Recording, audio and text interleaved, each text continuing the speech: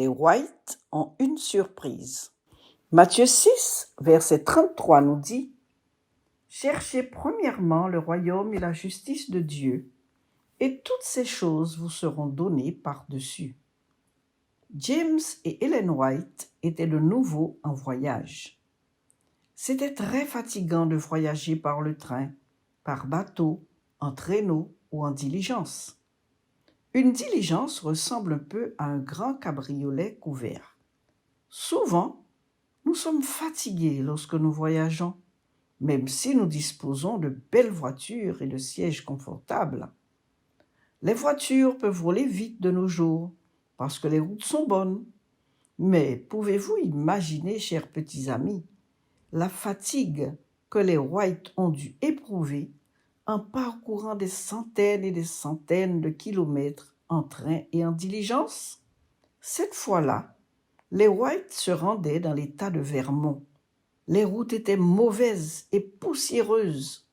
Les chevaux qui tiraient la diligence s'épuisèrent très vite parce que le cocher les faisait courir vite afin que, parvenus à la prochaine ville, ils pussent échanger le cheval fourbu contre un qui était frais et prêt à galoper.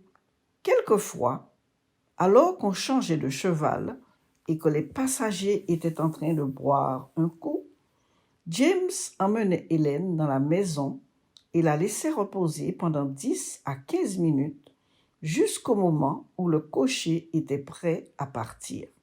Finalement, ils arrivèrent à l'endroit où la réunion devrait avoir lieu.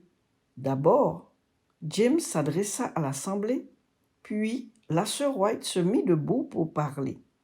Les gens s'apercevaient qu'elle était exténuée et pâle. « Je me fais du souci pour sœur White, » murmura une femme à la dame assise à côté d'elle. « Elle est si fatiguée qu'elle peut à peine se tenir debout pour parler. »« Oui, » répondit l'autre dame.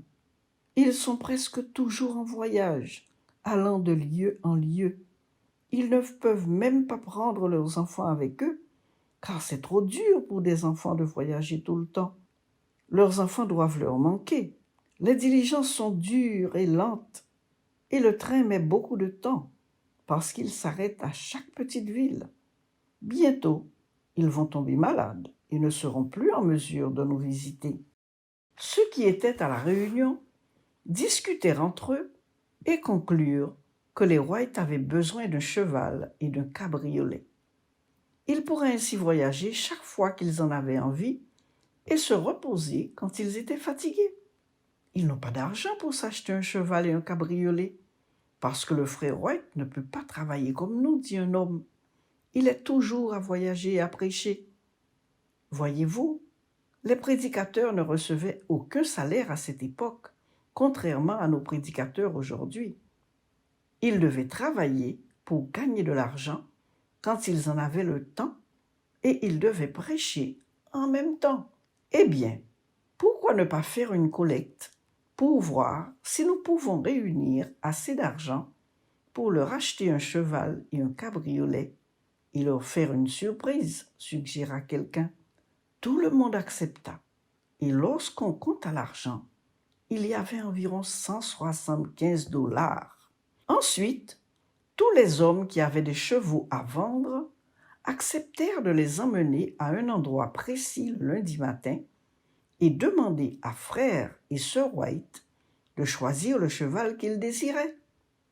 Dans la nuit du dimanche, la sœur White vit en vision un groupe d'hommes réunis à la croisée des chemins, tenant par la bride 3 chevaux. Ils avaient emmené ces chevaux pour que les White les examinassent et en choisissent un. Le premier était du genre nerveux, et alors qu'ils le regardaient, l'ange qui leur servait de guide dit à la sœur White, « Pas celui-ci. » Puis, un autre homme emmena un cheval gris qui avait l'air gauche et maladroit. Une fois de plus, l'ange dit, « Pas celui-ci. » Un troisième homme conduisit un beau cheval brun qui semblait gentil. Lorsqu'on fit avancer le cheval, l'ange dit, « C'est celui qu'il vous faut. » Le lendemain matin, alors que James et Hélène arrivèrent à la croisée des chemins où ils devaient rencontrer ces hommes, ils contemplèrent la scène qu'Hélène avait vue en vision. 3 hommes avec 3 chevaux, le cheval fougueux, le cheval gris qui était gauche et le cheval brun. Ensuite, on demanda à James et à Hélène de choisir un cheval. « Nous prendrons celui-ci, dit Hélène en désignant le cheval qui était gentil. La nuit dernière, expliqua-t-elle, l'ange du Seigneur m'a parlé dans une vision. J'ai vu ce même groupe de personnes se tenant ici. Je les ai vus menant ces 3 chevaux et j'ai été invitée à choisir celui-ci. D'accord, Sir White. Le vieux Charlie est à vous, dirent leurs amis. Puis, 2 hommes s'amenèrent, attelèrent Charlie à un cabriolet et remirent le don à Hélène et James White. Comme James et Hélène étaient enchantés de ce merveilleux don d'amour de la part de leurs amis, ils pourraient désormais voyager plus confortablement. Quand ils seraient fatigués et affamés, ils pourraient s'arrêter où et quand ils voulaient. Ils étaient particulièrement heureux de penser qu'ils avaient des amis aussi bons et attentionnés, au point d'accomplir cet acte de bonté à leur égard. Alors qu'ils voyageaient dans leur nouveau cabriolet, ils avaient dû s'entretenir de la grande bonté de Dieu, de ce Dieu si puissant, qui était si conscient de leurs besoins de choisir le cheval qui convenait, qu'il envoya un ange d'aussi loin que le ciel pour leur dire quel cheval choisir. Cette expérience démontre la véracité de la promesse de la Bible qui nous dit que Dieu prendra soin de nos besoins si nous faisons ce qui est convenable. Matthieu 6, verset 33 nous dit « Cherchez premièrement le royaume de Dieu et sa justice, et toutes ces choses vous seront données par-dessus. »